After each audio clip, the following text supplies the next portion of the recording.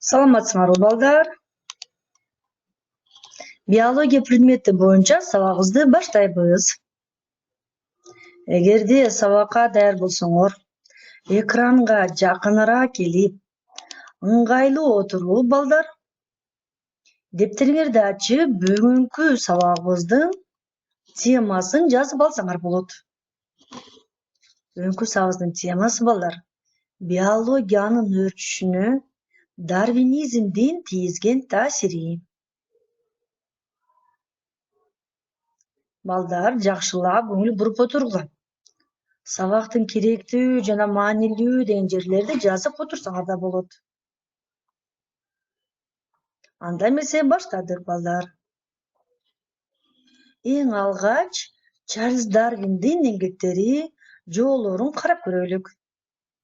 Дүйнөлүк саякаттан кайра өлкөсүнө келгенден кийин Дарвин нечен жылдар бою чогултулган материалдарын топтоп, аныктап чыгып, эволюциялык идеянын негизделишин керектүү экендигине аябай ынанган. Дарвин өзүнүн эволюциялык окуусун чогултулган материалдардын, көптөгөн адабияттык маалыматтардын негизинде жана көп жылдык тажрыйбалык селекциялык иштерди корунтулардын негизинде пайда кылган жана жараткан балдар. Дарвиндин келечектеги эволюциялык окуусу биринчи балдар эң алгач очерк катарында 1842-жылы жазылган. Автордун бул очеркинде белгилеп кетчү нерсе ал ошондой эле келечектеги түрдүн келип чыгышы деген китебинин негизги бөлүктөрү кыска жана так айтылып, очерк 2 бөлүктөн турган экен. Биринчи бөлүгүндө балдар тандоо, экинчи бөлүгү эволюцияны далилдөө экен. Дарвин 1844-жылы жазылган экинчи очеркинде негизги көңүлдү жасалма тандоого бөлүп, ачык форма катарында эволюциялык окуунун негизинде баяндама берип, табигый тандоо жөнүндө толук түшүнүк берген экен. 1859-жылы табигый тандоо менен түрлөрдүн келип чыгышы деген Дарвиндин китеби жарыкка чыгат. 1250 нускадан турган бир китеп бир күндүн ичинде сатылып кетет экен балдар. Эгерде тарыхты карап көрсөк, Дарвиндин тирүү кезинде, демек эмнеден аты чыга келет атабыз? Анын ушул негизги эмгеги 6 жолу автордун толуктоосу менен басылып жарык көргөн экен балдар. 1868-жылы Чарльз Дарвиндин экинчи негизги эмгеги катары үй жаныбарларын жана маданий өсүмдүктөрдүн өзгөчкүчтүгү деген китеби жарык көрөт экен. Дарвиндин бул эмгегинде көптөгөн кошумча материалдар жана балдар эволюциялык идеяны биз көрүп, балдар ошол материалдар аркылуу бул идеяны далилдеген көрөт экенбиз. 1871-жылы Дарвиндин 3-чү фундаменталдык эмгеги адамдын пайда болушу жана жыныстык тандоо деген китеби жарык көрөт. Булар Дарвиндин эволюциялык теориясынын негизги трилогиялык, себеби 3 китептен турат, байкадыкпы? Эмгектери болуп саналат.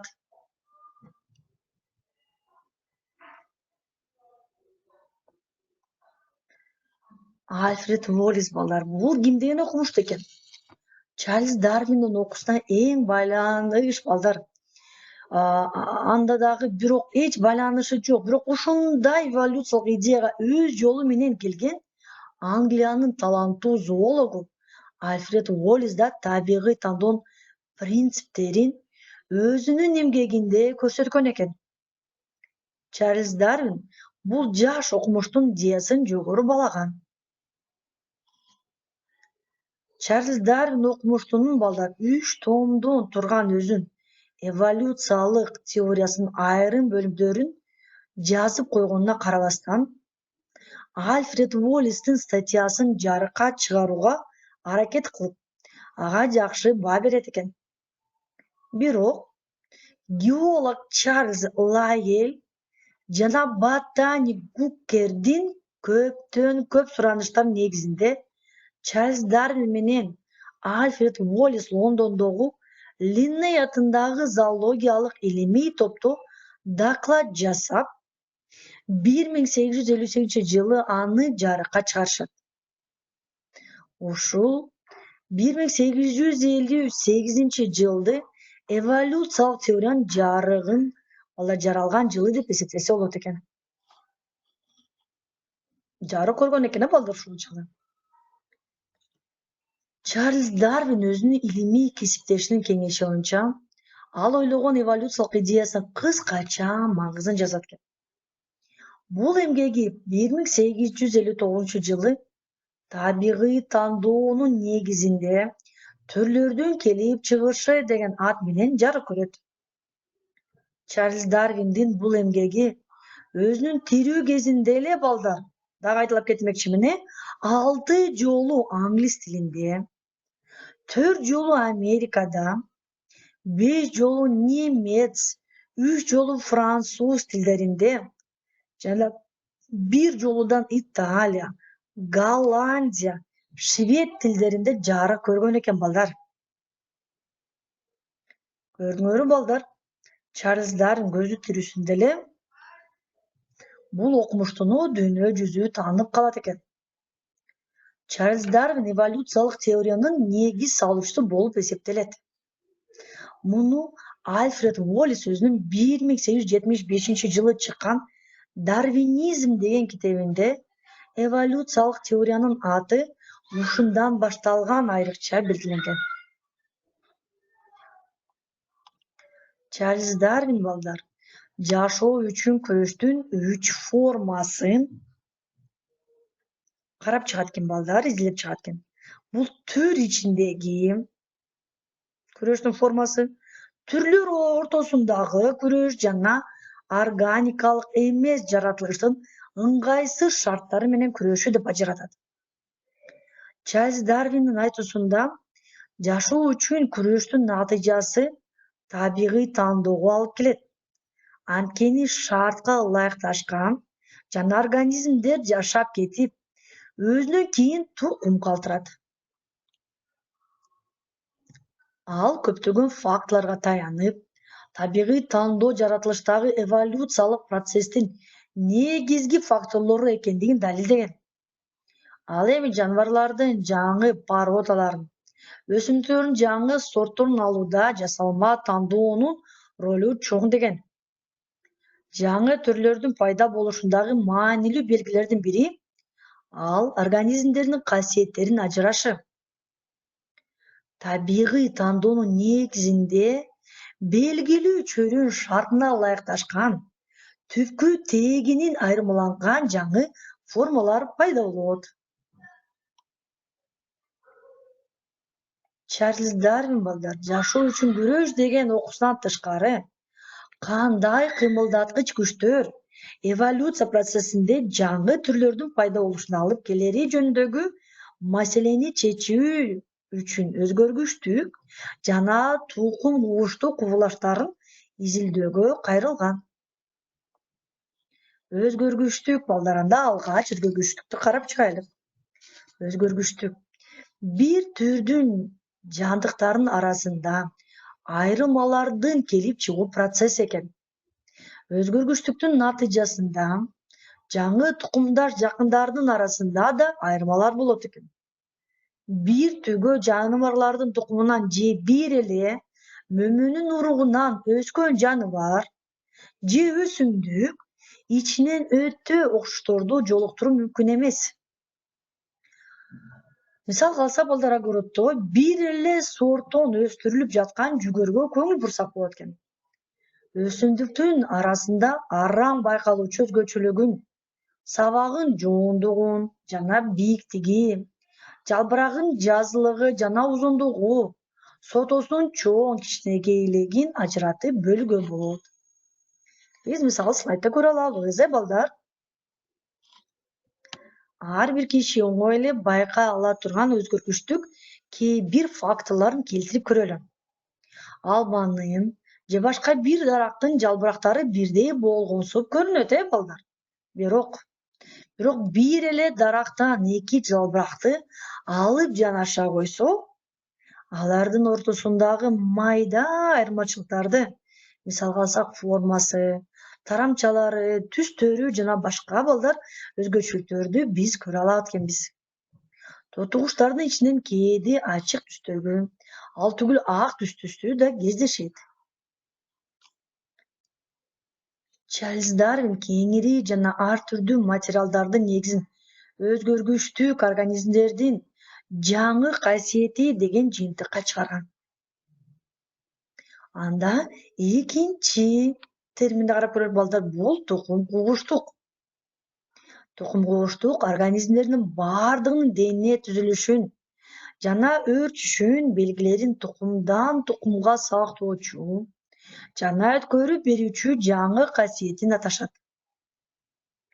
Мисалга алсак, будай данынан будай, көгүчкөндүн жумуркасынан анын балапандары пайда болорун ар ким эле билет, балдар. Жыныс белгилердин тукум кугушу баарынан мурда кайра өндүрүүчү жыныс система байланыштуу. Жыныс системасы болсо тышкы чөйрө шарттарына өтө сезгич келет деп Дарвин айрыкча белгиленген. Эгер белгилер тукум кууй турган болсо, балдар, ошондо гана анын өзгөрүшү кийинки тукумдан билинет. Бир эле тиричилик шарттары ар бир организмге ар кандай таасир этиши мүмкүн. Анткени алардын тукум кугуштугу ар түрдүү болот.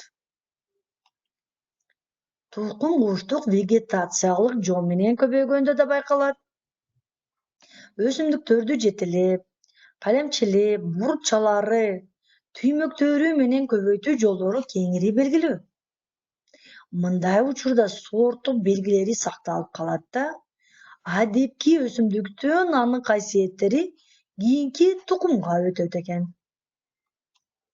Демек, эволюциянын кыймылдаткыч күчтөрү булар тукум кугуштук, өзгөргүчтүк жана табигый таандоо болот, балдар. Дарвин жаныбарлардын ар түрдүү породалары менен өсүмдүк сорттору адам тарабынан жасалма тандоонун негизинде түзүлгөнүн белгилеген. Дарвиндин ою боюнча тукум кугуштук, балдар, негизинде жүрүүчү жашоо үчүн болгон күрөш жана табигый тандалуу органикалык дүйнөнүн эволюция негизги кыймылдаткыч күчү же башкача айтканда фактору болуп эсептелет.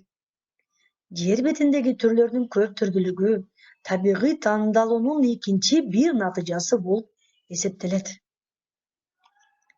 Чарльз Дарвиндин түрлөрдүн келип чыгышы деген эмгегинен кийинки эмгектердин баары негизги проблема болгон түрлөрдүн келип чыгышын ар кайсы жактан өөрчүткөн жана тереңдеткен. Бакма жаныбарлардын жана маданий өсүмдүктөрдүн өзгөрүшү деген китебинде көп сандагы чыныгы материалдар менен бакма жаныбарлардын породалары жана маданий өсүмдүктөрдүн сортторунун эволюциянын закон ченемдүүлүгүнү көрсөтүлгөн. Кишинин келип чыгышы жана жыныстык тандоо деген китебинде Чарльз Дарвин өзүнүн эволюциялык теориясын кишинин келип чыгышын түшүндүрүү үчүн колдонгон. Ал эми киши менен жаныбарлардын сезим билдирүүсү деген китебинде болсо, кишинин жаныбарлардан келип чыккандыгын кошумча далилдери келтирилген. Ботаника, зоология жана геология боюнча чоң маанилүү эмгектер Чарльз Дарвинге таандык, балдар. Ал эмгектеринде эволюциялык теориянын айрым маселелери толук иштелип чыккан экен, балдар. Демек, балдар, сабактын негизги түшүнүктөргө көңүл буруп чыгайлы. Чарльз Дарвин окуусунун пайда болушуна коомдук экономиялык жагдайлар түрткү болгон. 19-кылымдын биринчи жарымында Батыш Европа өлкөлөрүндө, айрыкча Англияда